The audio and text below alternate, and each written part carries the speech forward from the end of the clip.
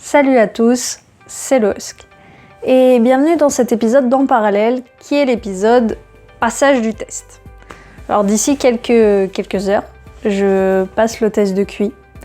Et j'avais envie de vous faire un petit retour sur mon état d'esprit avant. Sans surprise, nous sommes sur un état d'esprit un petit peu stressé, hein, forcément. C'est quand même une étape importante pour moi.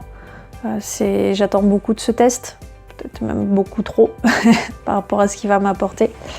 Mais c'est vrai que c'est quelque chose qui va répondre à pas mal de questions et qui va me permettre de me connaître un petit peu mieux, hein, puisque c'est moi qui ai effectué la démarche de le faire, c'est moi qui me suis renseignée dessus, enfin tout vient de moi. C'est pas comme certains où voilà, il a fallu passer le test pour sauter une classe, pour évoluer dans son travail, où ça venait finalement d'une demande des autres, des supérieurs, des parents, des profs. Là, j'ai vraiment fait cette recherche pour moi, je passe vraiment ce test pour moi, et forcément, ça a beaucoup d'importance à mes yeux. Donc le résultat ça sera plutôt déterminant. J'ai pas mal cogité ces derniers temps, je me suis posé pas mal de questions, j'ai plutôt même beaucoup remis en question la nécessité du passage de ce test. Est-ce que c'était vraiment si important que ça? Est-ce que je ne pouvais pas avancer dans la vie sans le passer? Est-ce que j'en faisais pas un petit peu trop? Est-ce que je m'intéressais pas trop à ça? Est-ce que j'étais pas trop prétentieuse aussi à passer ce test? Finalement, je me suis dit, de toute façon, maintenant il faut que je le passe. Ça fait déjà 2-3 ans que j'y pense. Donc à un moment donné, il faut sauter le pas. Qu'importe la réponse, qu'importe le résultat. Là, je suis à un point de ma vie où il faut bien prendre des décisions. Il faut bien faire des choix. Et j'ai fait le choix de le passer. Donc allez, on se jette dedans et on va essayer de s'en sortir avec les résultats qu'on aura. Je pense que je me suis posé toutes ces questions tout simplement parce que j'ai peur. Hein. J'ai peur du résultat, j'ai peur de comment je vais faire après. Qu'est-ce que ça va changer ou qu'est-ce que ça ne va pas changer? Enfin bref, toutes ces choses qu'on ne sait pas vraiment. J'ai peur de prendre la grosse tête, hein, aussi, parce que je sais que l'esprit humain est assez mystérieux et que face à une nouvelle information, des fois, il réagit pas vraiment comme on voudrait. Et j'ai pas du tout envie de prendre la grosse tête, j'ai pas envie de me servir du résultat du test comme d'une excuse face à certains comportements. J'ai vraiment envie que ce soit plus une explication à qui je suis, pourquoi je réagis de telle manière face à certaines situations, pourquoi je suis trop émotive, pourquoi tout un tas de choses finalement. Alors, concernant la préparation pour le test, disons que là, pendant toute la semaine qui a précédé, j'ai essayé de me coucher tôt, relativement tôt. Pour ceux qui me connaissent, je suis pas une couche tôt d'habitude. J'ai essayé de manger plus ou moins sainement. Aujourd'hui, ce matin, j'ai pris un bon petit-déj. Ce midi, j'essaierai de pas manger trop lourd pour éviter de m'endormir pendant le test, de somnoler. Parce que ça va me demander quand même beaucoup de concentration, hein. 2 heures de test, ça va être épuisant. Je vous le dis tout de suite, va falloir rester concentré. Et pareil, ceux qui me connaissent savent que je suis pas quelqu'un qui reste très concentré, pas beaucoup plus que 20 minutes en général sur une même tâche. Et là il va s'agir d'être à fond dedans et puis surtout que non seulement je vais devoir répondre aux questions, mais je sais que j'ai aussi analysé énormément tout ce qui va se passer autour. Mon comportement, pourquoi le test est tourné comme ça, pourquoi le psychologue réagit comme ça, pourquoi il me pose ce genre de questions, qu'est-ce qu'il attend comme réponse. Ça va être beaucoup de choses. Ça va être assez éprouvant. Donc peut-être qu'après je vous ferai une vidéo d'après-test. Je sais pas, je verrai en fonction de mon état sur le moment, très honnêtement. Quoi qu'il en soit, vous aurez un retour. Je vous en ferai un, peut-être pas aujourd'hui du coup, mais on verra. Je vous souhaite du coup à tous une bonne journée, peut-être à tout à l'heure. En tout cas, à très vite et ciao, bye. Voilà, alors je suis juste devant chez le neuropsychologue, donc on va y aller. Je vous avoue que j'ai vraiment une boule au ventre, je stresse pas mal.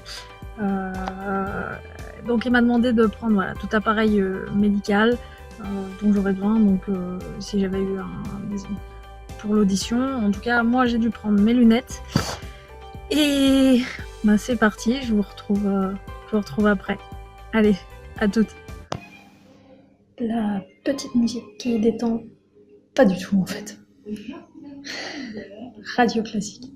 Rebonjour à tous et bienvenue dans cette fin de journée du passage du test de QI. Alors le test s'est bien passé, j'ai pas vu ces 2 heures défiler, c'est passé très très vite. Et concernant les résultats, on va aller droit au but, je suis un peu déçue. Alors pour vous expliquer globalement comment ça fonctionne les résultats d'un test, tout ce que je vais expliquer là, je vais beaucoup le détailler dans l'épisode numéro 2 de Tu penses trop, qui sera consacré au test de QI et au QI en général. Mais pour que vous vous représentiez, en fait, le test de QI est divisé en 4 grandes parties. Et ces 4 grandes parties ont un score, chacune. Et le résultat du test, en lui-même, c'est la moyenne de ces 4 scores. Et avec la moyenne de ces 4 scores, vous avez 120, 130, 140 de QI. Pour que ce score soit valable, pour qu'il vous représente le plus précisément possible.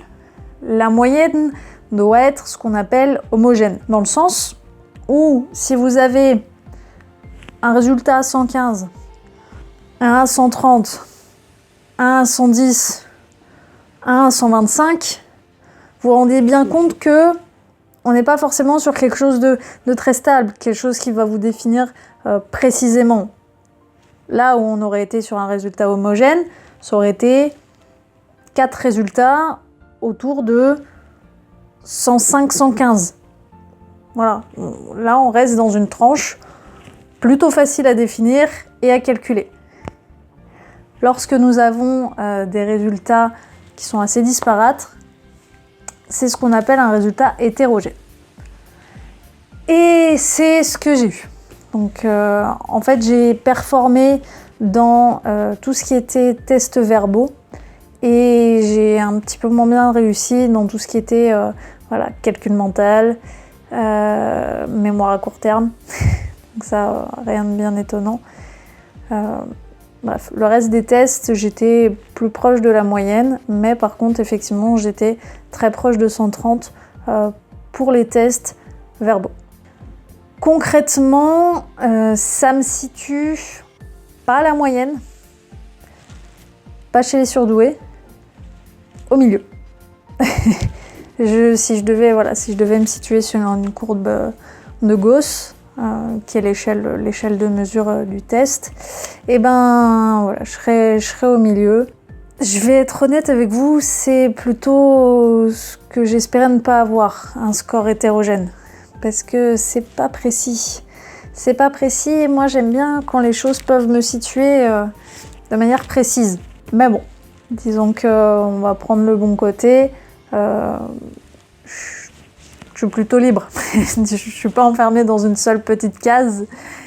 Et disons que si j'avais été dans des meilleures conditions, c'est-à-dire moins stressée, donc si j'avais moins perdu mes mots, si j'avais moins eu peur que le neuropsy me juge comme un prof l'aurait fait, ça serait mieux passé. J'aurais peut-être eu un score beaucoup plus homogène. Alors c'est un résultat qui m'a un petit peu chamboulé, un petit peu frustrée, un petit peu froissée, parce que je m'attendais à plus, je m'attendais à mieux. Je crois que ces derniers temps, je me suis surtout mis beaucoup de pression. C'est surtout le chiffre de 130 qui me restait pas mal en tête via mes nombreuses recherches, ce genre de choses.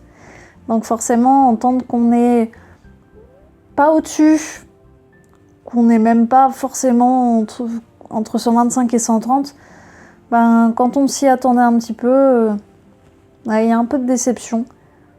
Mais c'est pas grave. Je vous remercie d'avoir suivi cette journée, ce passage du début presque à la fin. Et je vous fais à tous des gros bisous et je vous dis ciao, bye.